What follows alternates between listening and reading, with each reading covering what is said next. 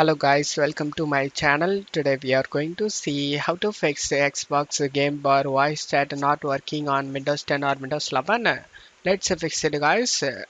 Method 1, you just need to go to search menu and type settings, click on open it. On left side select apps, on right side select installed apps. In here you just need to scroll down to the bottom and select the system components option. Select the three dot icon next to game bar and select advanced options. Scroll down, select the terminate option and select the repair option. If repairing doesn't work, then select reset option. Select the reset again. Now you can check if the problem solved or not. If not, method 2, you just need to right click on the date and time and select adjust date and time.